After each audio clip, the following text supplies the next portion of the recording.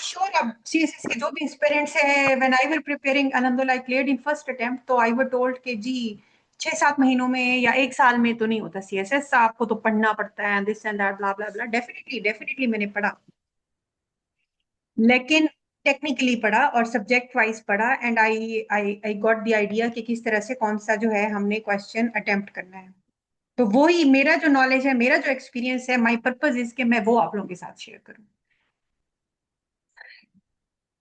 This is a sample, this is my answer. ये एक question है जो कि मैंने 2025 का जो पाक अफेयर्स का है एक टॉपिक, उससे लिया है।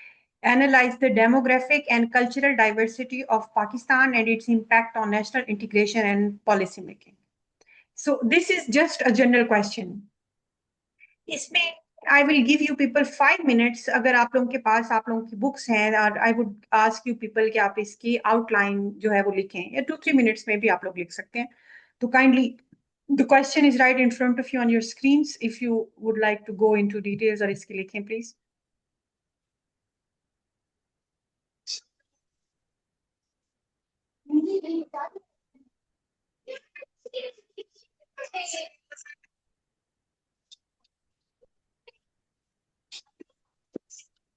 As I have to conclude this session in half an hour, I'm moving ahead.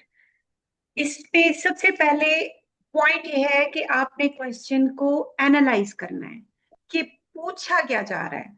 जब आप इसमें डेमोग्राफिक एंड सनम, काइंडली आप अपना जो है वो म्यूट कर दें। सना मुस्तफा, आप अपना माइक म्यूट कर दें प्लीज।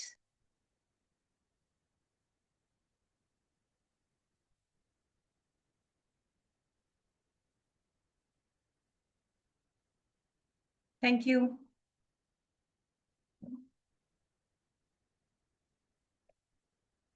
ओके जी, I am moving ahead. That is how I will be attempting this question. मैं अभी अब इसमें एक और जब मैं ये आपसे आंसरिंग टेक्निक डिस्कस कर रही हूँ, मैं इसको ज्यादा डिटेल में नहीं जाऊंगी मैं, क्योंकि आई विल बी इंशाल्लाह conducting other sessions as well. तो इस सेशन में मैं इसकी आउटलाइन आप लोगों के साथ डिस्कस कर रही हूँ।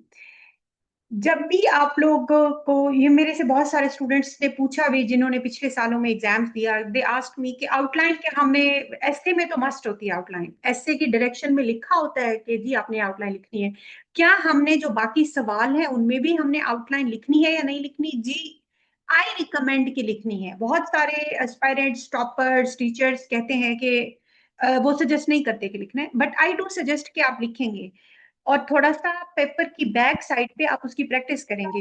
पेपर की जो बैक साइड है वो आपकी रफ साइड होती है, उस पे आप लोग अपना कर सकते हैं प्रैक्टिस, आप उसको प्रैक्टिस कर सकते हैं। और आपकी चाहे ऐसे की आउटलाइन है आप वो प्रैक्टिस कर सकते हैं, आपके क्वेश्चंस की आउटलाइन है आप वो प्रैक्टिस कर सकते हैं। जब आप आउटलाइन एक बना लेते हैं तो it gets easy for you कि आप उस टॉपिक के साथ लिंक्ड रहते हैं। आउटलाइन बनाने का नंबर 1 फायदा ये होता है कि आप उस टॉपिक के साथ लिंक रहते हैं, आप डाइवर्ट्स नहीं होते। नंबर 2, उस टॉपिक के जो पर्टिकुलर एस्पेक्ट को पूछा गया है आप उसको थोड़ा सा ब्रेनस्टॉर्म करते हैं, ताकि जब आपने आगे 20 मिनट में वो सवाल हल करना है तो फिर you quickly go through that. That is my outline for that question which I asked you people. Analyze the demographic and cultural diversity of Pakistan. जब मैं ये क्वेश्चन अगर अटेम्प्ट करूंगी या मैं सजेस्ट करूंगी तो पहले पहले डेफिनेटली, चाहे ऐसे हो चाहे कुछ भी हो, हम उसका इंट्रोडक्शन लिखते हैं, हम इंट्रोड्यूस करेंगे। इंट्रोडक्शन के अंदर हमारी पूरी एक जो फर्स्ट लाइन होगी, फर्स्ट लाइन आपकी जो है वो एग्जामिनर को कैच करना चाहिए, वो आपके पूरे सवाल का जिस्ट उसको देना चाहिए कि आप इसके बारे में बात क्या करने जा रहे हैं। फर्स्ट नंबर पे इंट्रोडक्शन में हम वो करेंगे। सेकंड नंबर पे मैं उसका थोड़ा सा थ्योरेटिकल बैकग्राउंड दूंगी। थ्योरेटिकल बैकग्राउंड कैसे दूंगी कि भाई डेमोग्राफिक डाइवर्सिटी की डेफिनेशन क्या है, मैं किसी ऑथर को कोट करूंगी, मैं किसी कल्चरल डाइवर्सिटी की क्या डेफिनेशन है, मैं किसी जो है किसी बुक को, किसी चीज को, किसी यूएन यूनिसेफ की रिपोर्ट को कोट करूंगी। नेक्स्ट पे हम लिखेंगे कि एनालिसिस ऑफ पाकिस्तान डेमो, क्योंकि क्वेश्चन आपका है analyse the demographic diversity of Pakistan. तो my third point is analysis of Pakistan demographic diversity. अब डेमोग्राफिक डाइवर्सिटी के मुख्तलिफ एस्पेक्ट होते हैं, अगर आप लोगों में से किसी को पता हो कि उसमें एज डिविडेंड होता है, number one, rural urban population क्या है, मैं उसके उस एस्पेक्ट को लिखूंगी, और इसी तरह से 3-4 एस्पेक्ट है डेमोग्राफिक डाइवर्सिटी के, मैं वो सारे डिस्कस करूंगी। नेक्स्ट आपके पास आएगा analysis of cultural diversity of Pakistan. अब कल्चरल डाइवर्सिटी में क्या है, हमारे पास लैंग्वेजेस डिफरेंट हैं, हमारे मुख्तलिफ सूबों में सकाफत मुख्तलिफ है, हमारे पास बलोच कल्चर है, हमारे पास सराइकी कल्चर है, हमारे पास पख्तून कल्चर है, and so on and so fourth. Languages हैं, और इसी तरह से बहुत सारी हमारी कल्चरल डाइवर्सिटी है। मैं उसको एक्सप्लेन करूंगी, उसकी 3-4 में सब हेडिंग्स दूंगी। नेक्स्ट आपके पास है, मतलब आपका ये आधा सवाल हो गया। अब आप ये देखें कि 25 मिनट्स में आपने ये क्वेश्चन अटेम्प्ट करना है। आपको अपनी स्पीड का पता होना चाहिए कि आप 25 मिनट में कितना लिख सकते हैं, कितने वर्ड्स, कितने पेजेस लिख सकते हैं। और आपको अपनी हैंड राइटिंग का, मतलब these are real practical tips जो कि मैं आप लोगों को दे रही हूँ सीएसएस अटेम्प्ट करने के लिए। आप लोगों को बहुत सारे स्टूडेंट्स इवन सीएस ऐसे में भी पूछते हैं, मैडम हमें कैसे पता चलेगा कि हमने 2500 वर्ड्स लिख लिए हैं, हमने 3000 वर्ड्स लिख लिए हैं, हमें ये कैसे पता चलेगा? आप लोगों को पता होना चाहिए, हर बंदे की एक हैंड राइटिंग होती है, कि एक पेज पे आप अपनी हैंड राइटिंग से कितने वर्ड्स जो है वो आप लिख सकते हैं। मसलन एक बच्चा है, वो एक पेज पे 25 लफ्ज लिख सकता है, तो उसको पता है कि फिर उसने कितने पेजेस फिल करने हैं, कि उसको 2500 वर्ड्स लिखने होंगे। सिमिलरली आपके टाइम का आपको पता होना चाहिए कि कितना टाइम में आप जो है 25 मिनट्स में कितना एक लिख सकते हैं। तो half time and half data आप देंगे उसके एनालिसिस को, आप उसकी डेमोग्राफी को देंगे, कल्चरल डाइवर्सिटी को देंगे, एंड नेक्स्ट हाफ जो आपका इंपैक्ट होगा वो आपका होगा हिस्सा होगा क्वेश्चन का, वो आपका होगा नेशनल इंटीग्रेशन पे और पॉलिसी मेकिंग पे उसका इम्पैक्ट। ओके, सो हम अपने क्वेश्चन से ही हेडिंग्स उठा रहे हैं।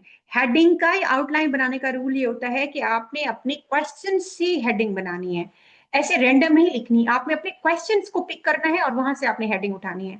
For example impact of cultural, अब मेरी फिफ्थ जो हेडिंग है वो ये है कि मैं उसी क्वेश्चन को ही एड्रेस करी हूँ, ताकि जो पेपर चेक करे उसको पता चलेगा कि भाई ये क्वेश्चन का जवाब दे रही है, इधर उधर की बातें नहीं लिख रही है। Okay, impact of cultural and demographic diversity of national integration of Pakistan, on national integration of Pakistan, ठीक है। इसके बाद मैं उसका पॉजिटिव साइड लिखूंगी और देन मैं इसके नेगेटिव साइड लिखूंगी। अब ये जो इम्पैक्ट है, इसके अंदर जब आप जवाब लिख रहे होंगे, आप लोगों ने उसका कोई ना कोई रेफरेंस देना है। विदाउट रेफरेंस आपने अगर इम्पैक्ट की बात करें हैं तो it does not matter. Okay, and next is कि जो impact of cultural and demographic on the policy making इन पाकिस्तान, इसके भी आप पॉजिटिव इम्पैक्ट लिखेंगे और नेगेटिव इम्पैक्ट लिखेंगे, एंड देन आप उसका कोई ना कोई रेफरेंस देंगे। अगर आपने रेफरेंस नहीं दिया तो it does not matter. Plus मैंने इसमें एक एनालिसिस ऐड किया है। मेरा पेपर हल करने का, ऐसे हल करने का, या इस तरह के ये जो आईआर का पेपर है, करंट अफेयर्स के पेपर हैं, पाक अफेयर्स के पेपर है, वो एड्रेस करने का तरीका ये है कि मैं कोशिश कर रही थी जब मैं टॉपिक प्रिपेयर कर रही होती हूँ कि कोई ना कोई एक इंटरनेशनल जो कंट्री है या हमारा नेबरिंग कोई कंट्री है, उसके साथ मैं पाकिस्तान के सिस्टम को कंपेयर करूं, ताकि मेरा जवाब जो है स्ट्रांग हो। तो इसमें ये, क्योंकि इस टॉपिक पे मैंने थोड़ी रिसर्च की कि कौन सा ऐसा वर्ल्ड में कंट्री है जो कि इसी तरह से बहुत ज्यादा कल्चरली एंड डेमोग्राफिकली डाइवर्स है। तो दो केस स्टडीज मुझे मिली थी, एक कनाडा की मिली थी, दूसरी सिंगापुर की मिली थी। आप अपना टॉपिक भी प्रिपेयर कर सकते हैं, तो आप कनाडा का भी दे सकते हैं, आप सिंगापुर का भी दे सकते हैं। इस आउटलाइन में मैंने सिंगापुर के बारे में लिखा है। एंड उसके बाद मैं उसका वे फॉरवर्ड लिखूंगी कि what is the way forward to embrace demographic and cultural diversity in policy making in strengthening and national integration and progress in Pakistan. Way forward के बगैर आपका कोई भी ऐसे और कोई भी सवाल जो है ना वो मुकम्मल नहीं होता, ये ध्यान में रखिएगा। And finally I will conclude, conclusion में मैं पूरी जो है ना वो लाइन लिखूंगी।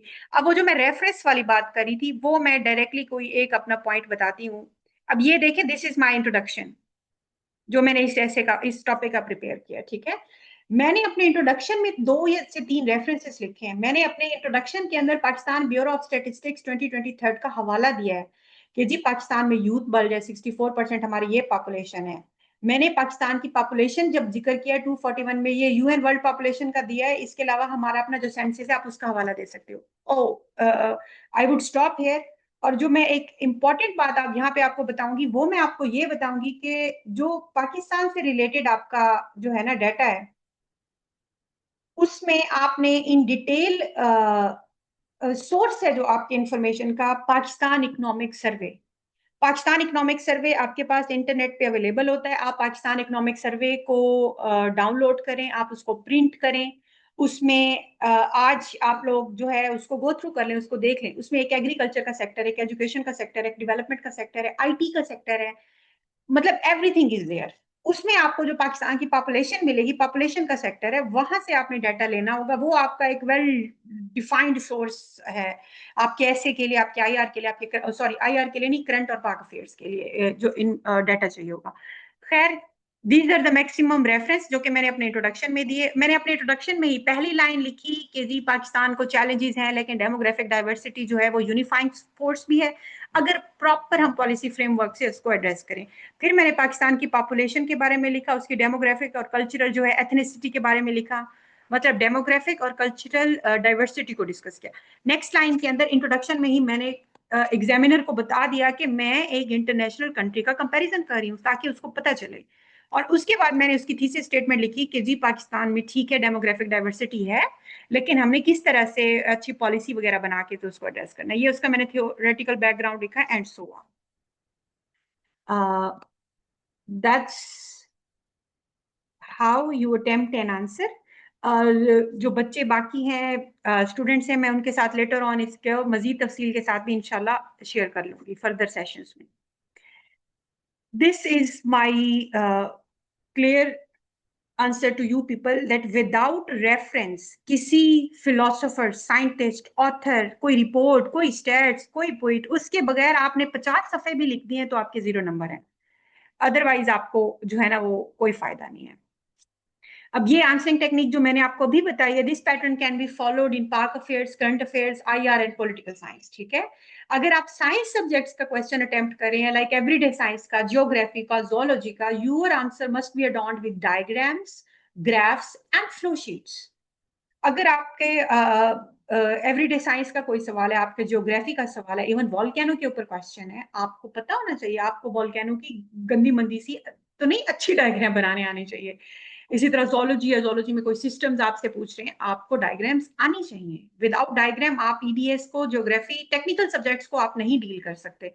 इवन इन्वायरमेंटल साइंसेज में आप फ्लो शीट्स बना लें, आप डायग्राम बना लें, आप ग्राफ्स बना लें, देर गुड। और लॉ रिलेटेड सब्जेक्ट के अंदर अगर आपने स्टोरी लिख दी है, आपने किसी जूरिस्ट की लीगल डेफिनेशन नहीं दी, आपने उसके रेलिवेंट केस लॉज नहीं दिए, आपने उस केस लॉज के साथ उसका एनालिसिस नहीं लिखा, खाली ऐसे स्टोरी स्टोरी स्टोरी लिखते गए, तो it does not matter and it